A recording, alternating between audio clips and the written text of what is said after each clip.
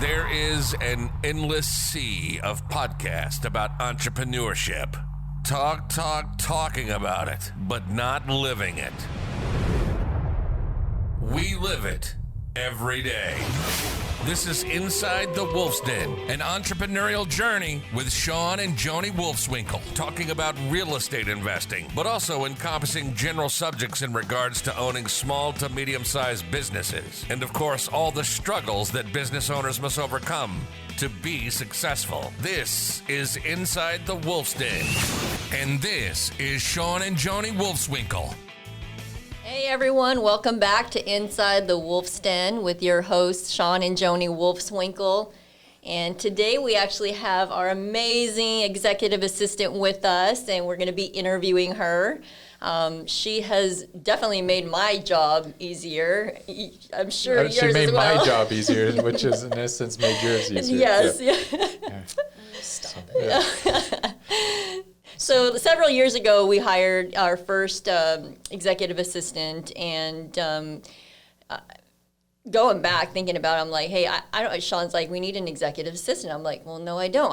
As business owners, we can do everything ourselves. I can do it better. I can do it faster, right? And I don't want people in my stuff. That's how I looked at it. And so we took the leap and said, and Shawn, I think you were the same, right? Tell us a little bit about what you were going through at the time. I was the one that didn't let anything go. And I think I tried to control way too much at the beginning. So, but just before we go too far, Holly West, and you didn't mention her name. So sorry. Holly West. Yeah, so is our... so Holly's been with us, how long now? Just over a year. I had my year mark 1st of November. So happy anniversary. Yes. If I didn't say it. You did. Because she's my executive, so you're supposed to tell yourself, or send yourself a gift. I got coffee. I got Starbucks. We're good. But yeah, no, so I had it's just hard time just letting, as I get older, I'm finding out that I'm really controlling. And so I like to control everything, conversations, tasks, whatever, it doesn't matter. I want to control it, or it's got to be a certain narrative. And so I'm finding out that I got to let all that go. And it wasn't easy at the beginning, right? Because I think when we started, it's like, okay, let go of the emails. All right, you did that. Now, what else can you let go? Like, little by little, we had to peel things off of you to so you're not freaking out at the end of the day. I thought the best demonstration or illustration of that was when you guys did the mop video. Yes. Yeah, for the that was fun. maximizing operation. And tell us, Holly was right in there. She actually did that video. They came up with a theme. So talk about that and how that all came evolved. So Shawn's not lying when he says he likes to control things. I remember when I first was interviewing for the position, I had asked if he had an executive assistant before, because in my experience, it's good to know like the level of experience your employer has in that space, because it tells you how to approach it.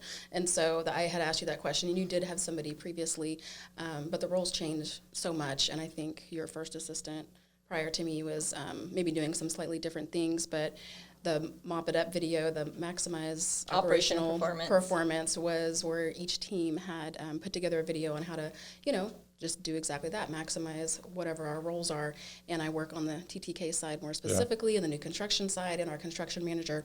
And I put together a video about keeping Shawn out of it sometimes, because he will, how do I say it nicely? I'm on the spot here. Clog the funnel? I want to be honest. Yeah, clog the funnel? Yeah, he'll give expectations, and Bob and I, who's the construction manager, will look at each other and go, did he really say that date for that completion of a house? And we're just like, okay, Shawn, back it up a little. So that's awesome. But yeah, that was a good illustration of just sometimes, I'm my own worst enemy, I think, or hold myself back. So, but explain, Joni, for the listeners, just so before we get too far, like, what's an executive assistant? What's their role? So, the executive assistant can do everything from personal stuff for Shawn and I, to booking our calendars, our emails, managing our emails and our calendars.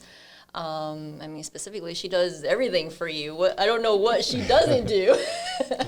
So, and can it be a remote person, do you think? Do you feel like it can be somebody like a virtual assistant? Yeah, I think so. Out of the country. Absolutely. Yes, because for the most part, everything is, electronic. So yeah, I think so. Do you feel that? I think, it depends on what you're looking for or what somebody is looking for in an assistant. If it is going to cross into those personal tasks, then I think obviously that wouldn't be the best choice. But if somebody's just starting out and they're doing part-time type stuff and the first things you're handing off are those electronic managing calendars and emails, that's very easy to do remotely. I agree. Good. I mean, it'd be tough if your executive assistant like helped you with errands or stuff or getting your lunches or stuff like that. That might be much harder. I guess they could order it electronically and have it delivered. DoorDash, all those things work. DoorDash so or shipped. I order my groceries online and they get shipped to my door. So why not?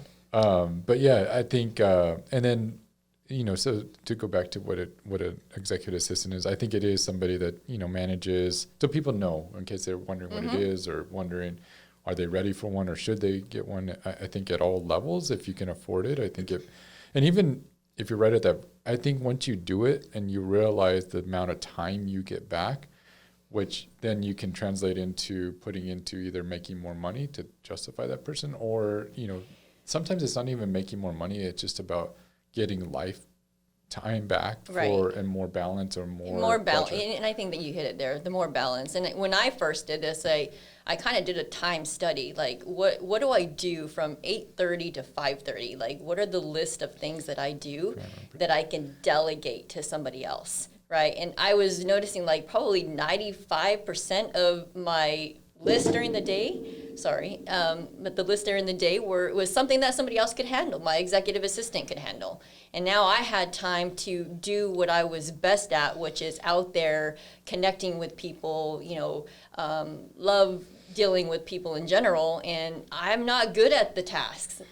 Holly is. Yeah, I mean, I think at the beginning it was, sometimes it's just delegating so that you have time to do what your genius is or your best. Your genius, yeah. What you're best at doing, because I think that's where it really helps you, because you get in the zone and you get to do more of what you love to do and more. And it's not to say that the stuff we're delegating is stuff that the items that aren't for one person is a genius or a gift for other people. I know you're gifted at processes and procedures. I'm like, if I need a process, I know that Holly can knock it out way quicker than I could ever and way better than I could ever. Yeah. So I mean, and for me, when I did that analogy or analysis of how much time and where I spent all my time, I was like 6 hours a day in email, and I was like, wow, it's ridiculous. Yeah. And so, I mean, just that, getting out a lot of that, what else? Answering phones, talking to clients, taking all of that, and I really don't. And we've talked about this. I don't really care I do it, but talk to people and interact. And I'm very behind the scenes, and so getting a lot of that stuff off my plate, I can focus on bigger level things for our business. I can focus on maybe just working with certain clients, maybe raising money, but all those things that need to be done that I don't have usually time to get to. Right. Finding us lots on the TTK side. Yes. Exactly. That's where you need to spend your time. More time, right? We just closed. I just got the closing documents for another one. So. Yay! So Holly, tell us how it is working for Shawn and I. What's the dynamics there? Because we office obviously right next to each other. This is a free zone. So yeah, right. And I'm on the record, so I'm not going to take that to the bank. All joking aside. No, you guys are actually really unique to work with in the fact that I've never worked with a husband-wife team before, so that's a first for me. But it's actually been really great. You guys are, from the early stories from your early podcast, you guys have a great story, and so it makes it really easy to work for you guys from a personality standpoint. It'd be really hard to work for somebody that I didn't connect with or feel like I could really get behind, because I think that's really important for an EA, an executive assistant, is you have to really believe in the people that you're working for, or it's going to show in your work. Right. Do you feel you can get to that level in the interview process, do you feel like, or do you think you kind of got to test it? I think I think the basis of it for it is there. I think you get a gut feeling, you have intuition. and when you're in the interview process, yeah, I definitely connected with you guys and saw that you guys were not afraid to delegate. You were able to admit, that was one of the things that stood out the most is I was a little leery that you'd only had one executive assistant prior to me. And so I knew you were kind of still new in that space. So I was like, okay, it's going to be a work in progress, and it's going to shift and change. But the fact that you were so open and willing and just open to the process, and that's made it easy, and I think that's made it for both of you guys. But I was also a little concerned of, okay, we've got like 2 people who are needing my time. Are they going to start fighting over my time? Shawn quickly stepped in and monopolized. Yes. Of course, I did take that over. You did take that over, but at the same time, though, it gives me like, okay, like Shawn can go home. He can have family dinner and not be stressed out about it. So it's a win-win. It is, and that's kind of how I would gauge it early on, as I would, do a pulse check with Joni and just kind of like, hey, I feel like I haven't really been, supporting you as much as I have Shawn. How's that going? And you would always give me that feedback as, hey, if you're taking stuff off his plate and he's happy when he comes home at night, that's the best thing I can do for you. And I'm like, okay, so we're good. So that wasn't I probably delegated a lot of stuff to you prior. Yeah, I would say, and that's going back. When we first interviewed you, and that was a big thing for us, is like being able to trust somebody with our personal stuff, and you say intuition, like we just knew that. Having a couple of conversations with you, were like, yeah, like I feel like I can trust Holly, and all through the tests and assessments that you did as well, it aligned. We used the predictive index, and she was a perfect fit for what we were looking for. Yeah, I think we learned a lot with our first executive assistant, and I know she's a fan of the show, and so she watches this. So, thank you for bearing with us and letting us learn with you. But I think there's definitely, if it's your first, there's definitely a learning process on both sides, I guess. For us, definitely, we had to learn to let things go. I think you need a person too that, is listens and attentive to like your needs and what needs it, but at the same time they're willing to almost pull something away, and a little assertiveness. Right. Absolutely. Yeah. 100%. Yeah, because then they would not do anything because Shawn's like this, like holding it together when Holly's pulling it out of his hands. Yeah. So, what do you like about about being an executive assistant? What do you dislike? Is there any, like, what were the pros and cons? So I think, the biggest thing for me that I love, then I take away from this type of work is you really are kind of a behind the scenes person. So the wins come when you guys have wins. And so that just, it's, I call it like my proud mama bear type energy, is like, because when you guys have a win, you have a book out, or you win an award, or you're whatever that looks like, even if it's just, closing a deal. It's like those are wins that even if I'm not directly involved with them, I know that the work that's going on behind the scenes is indirectly contributing. And so you kind of have that proud mama bear moment. It's like you guys have kids and they're in sports, right? And so one of my best memories with my son, my oldest son in soccer, played competitive soccer and traveled soccer team, and we did these tournaments, and they got to this final championship game, and it was just a nail biter the whole entire game. It ended up tied, but if you know anything about soccer and championships, you can't end in a tie. And so it went to penalty kicks, and my son was the goalkeeper. And so I'm just like, we're all on the sidelines, like just losing it. And then most, again, if you know soccer, most PKs are either made or they're missed by the kicker. Goalkeepers just don't stop. Typically they don't. Came down to the very last kick. Kid came up to the line. My son's in the goal. Referee blows the whistle, and kick goes off, and my son blocked it. Nice. And they won the game. And like his whole bench just came to him and like lifted him up, and they're cheering. And I'm just like, I'm on the sidelines like, that's my kid, right? And granted, I didn't go to those practices. I wasn't in that game. I didn't directly contribute to that win, but you feel that energy of those victories. And like, that's what I love about this job is when you guys have those victories, I feel that a little bit. And I'm like, I feel like I'm doing a good job there. Yeah. And then, but the flip side of that, the negative side is when there's losses or negative things, it's like, I feel that too. And I'm like, oh my gosh, like, if we have an upset client or anything like that, or a deal misses a deadline, I feel that I take that just as passionately. So it can be a little. It's a great analogy. Yeah, I love that. Yeah, and I hope you feel that appreciation, because I think that's something that we've said this, Joni and I, a lot. I guess you could say take it for granted, but it's just like sometimes it doesn't even cross our brains, but you are really appreciated. Mm-hmm. So just while we're on that note, like, so on those wins, you're just as much a contributor.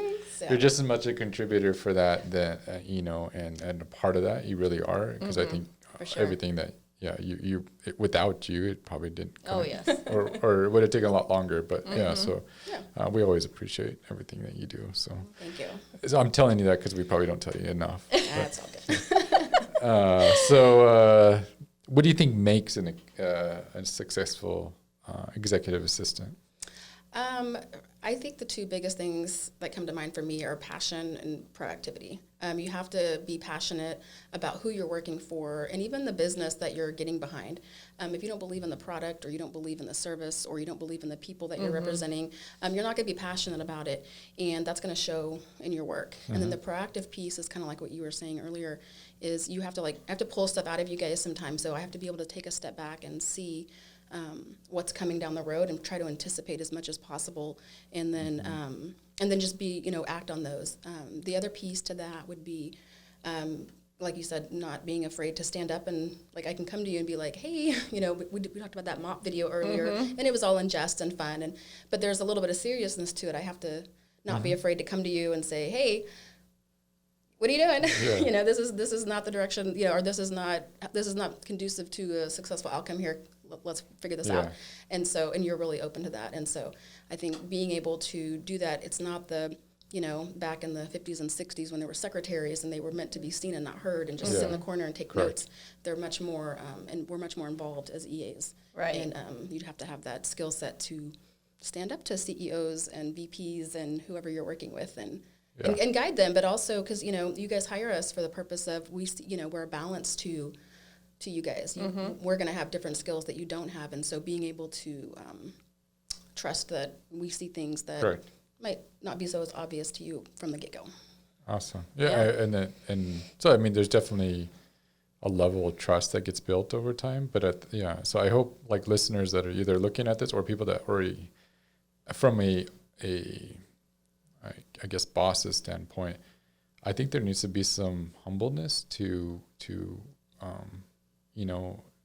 allow that to happen. I think, because I think it's going to depend on the personalities and all that. But I think they need to open, some people, not all, but and open up to the idea, like, hey, you hired this person for a reason. Like, let them, or be open to them. Or if they challenge you a little bit, don't take it as like, And it's got, obviously it's got to be respectful too. Correct. There's definitely people, I've seen people in this role who have maybe taken it a little too far. When I worked at Columbia Sportswear, and we worked with some people, and it was interesting to see the level of, what's the word that I would use? Like, they were just very bold in some of this stuff, and then it came across disrespectful. And so I think, maintaining the respect, right? But again, like, you build that trust, you build that boundaries, then it's not coming from a negative space, because I want to see you guys succeed. Right. Is there any advice you can give entrepreneurs, because this is an entrepreneur podcast, so that are looking to, or executives or VPs or anything, but it all applies, but that are looking to hire an executive assistant, what should they look for in a successful one? Because I would deem you as a successful one. Thank you. Yeah. If you're an entrepreneur or somebody looking to get in the space and you've never had an assistant before, I mean, step one is just kind of identifying the tasks that you know that you would give that person first. So take a step back and look at your day, like what you were saying, how you did a timestamp of everything that you did, and what things on that list could you easily give away without too much, like, stress in your life. You could just hand that over, and then that's going to help you build your like the kind of person you're looking for. Because some people, every genre is different, every business is different. Whether you're selling something, whether you're a service provider, it's going to depend on what you provide, depending on the skill set that you need. And so once you do that, then you can start interviewing. And one thing that I see in this space, and this is true for most jobs, but EAs are a little unique in the fact that you don't need to hire somebody who has your industry-specific experience. You need to hire somebody that has that passion, has that proactivity, can organize. Because historically, I think EAs have a natural ability to be quick learners, and so they're going to pick that stuff up.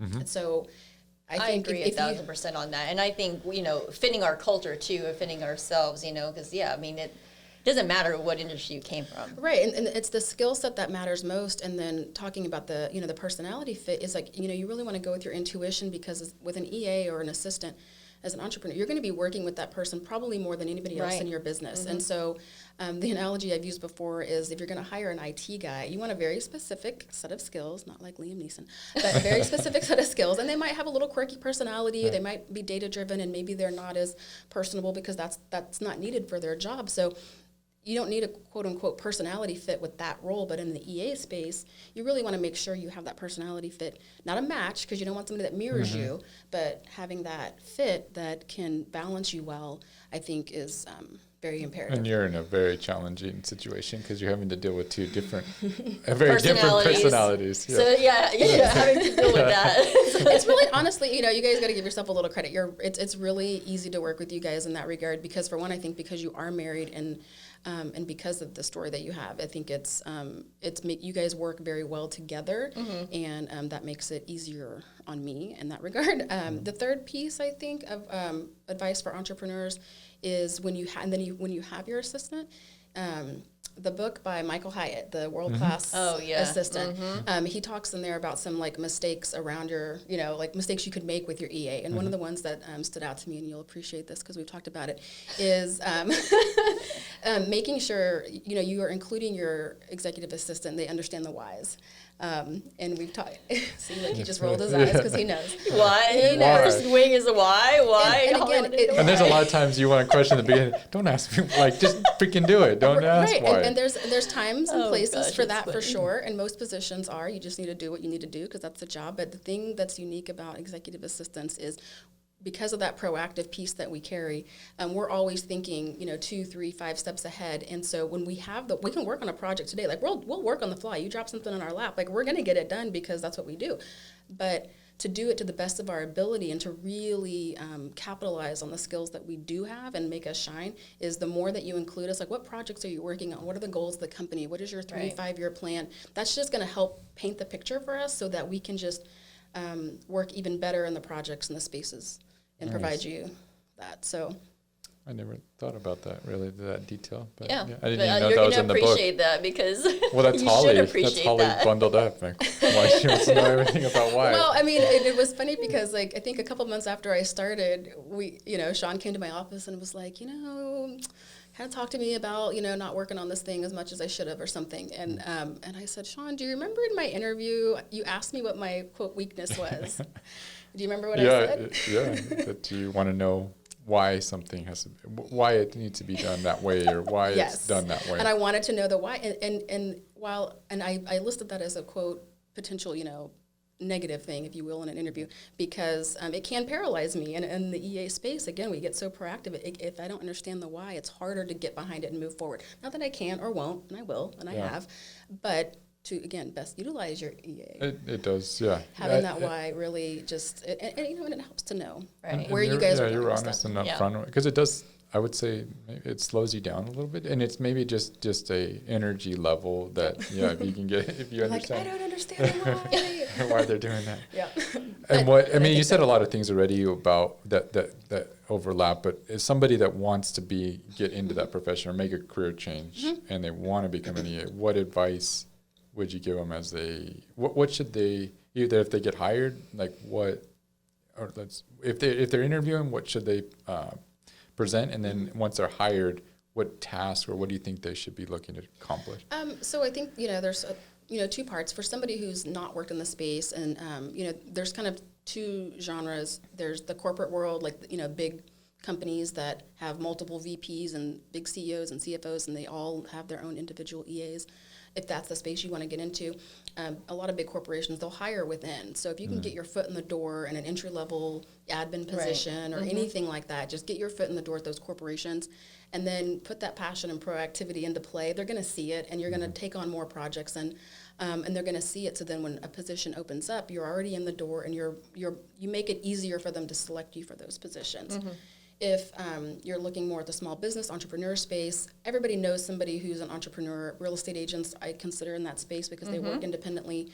Start figuring out what your skill set is. Are you better at numbers? Are you better at budgeting? Are you better at calendar management or social media or marketing, creativity, find out like where you shine, and then find projects with entrepreneurs that are in that space and start building your resume that way. Once you're in the door somewhere, I mean, the biggest thing is understanding your company, understanding who you're working for, not just the company you're working for, but you specifically, who am I working for? And then how do they best shine? Like, as much as most EAs are really, really in email, I'm not in Shawn's email. I mean, I'm in it, but he is so quick on his email. So I can help him out a lot better in other ways, because that's just something that, not that it's a control piece for him, it's just he's always right there on it. And so keeping me on my toes on that one. But then once you're in the door, I mean, there's always room for more. There's always stuff that even you guys haven't thought of that you've needed. I know we had a project recently, and it probably wasn't even on your radar, but when you're working with somebody and you see an opportunity, bring it up. It might not be in your lane, but at least it'll be assigned to you, or it'll be at least brought up and they can think about it, and then you're helping push that initiative or that something forward, and it's making an improvement. And that's kind of the basis of, I think, what all EAs do is we are process improvers. We help you guys shine as best as we can. How do you manage when you're on a project, or you have your weekly stuff that you do, and then like us driven crazy people just throw more like, hey Holly, do this. And Joni does it all the time. She just boom, she just drops this like, hey, I got a book, so like we need this, and boom, boom, boom. And then like Joni, she had a whole list of things to do today. Well, she's my AA too. That's right. You can't like hog me all the time, Shawn. You got to share. Or hey, we need a process in the management company. It needs to totally be renovated, just redone. Holly, help me here. Communication is the big piece, is always understanding the priorities. And so whenever I have a question, I think I'm pretty good about like, hey, when there's enough things on my plate and I'm like, okay, I really am unclear on maybe what's the priority, I will say, hey, what trumps what sometimes? And I'll ask you, like, is this a today thing or is this a this week thing? Like, that's kind of how I ask Shawn. And that's key, too, especially for Shawn, because, like, he'll throw stuff at you, too, and you finally had to get to that point where, okay, like, does he need it right now? Tomorrow? Yeah.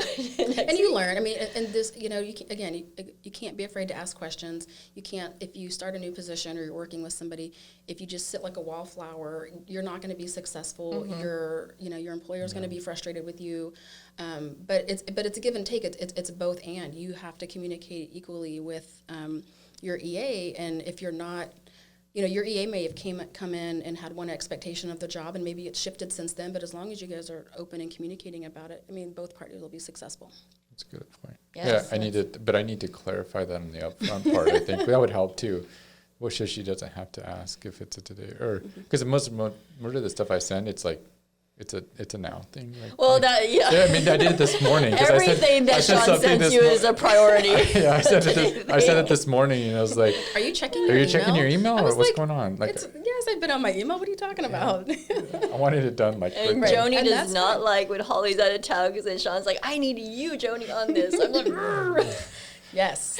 Me and my 10 other million things to do. You are very noticed when you're gone. Yes. So yeah, it's, I know it's the days are longer. Sneak out of here sometimes. Yeah, Joni and I are sleeping in different rooms. I mean, it definitely helps, because then I tend to give you that, like, the stuff I just can't stand. Yeah. Like I'm all about being politely pushy, but then I don't want to be the one being politely pushy. So then I give it to everybody else to be politely pushy. Thanks, Shawn. Yeah. Thanks. Yes. Yeah. So, anyways, but no. Any last comments? Do you have anything? No, I think it's great that you guys included me in this. It's definitely fun, and I think if anybody has questions, I would be curious to see if they had follow-up questions. Yeah. Space for that. Yeah. Well, first of all, thank you for being on with us. Thank you for. I know this maybe not the most comfortable thing, or you don't want to be all over social media and everywhere else. YouTube. You did awesome, but yeah, I mean, we value you and appreciate all you do for us. So thank you very much. And for those of you that are maybe exploring the option of hiring an executive assistant, or looking to be an executive assistant, please reach out to us. We'd love to kind of guide you through that process, or just have questions. But anyway, give us some feedback, leave us a review, and we will see you next time. Thank you.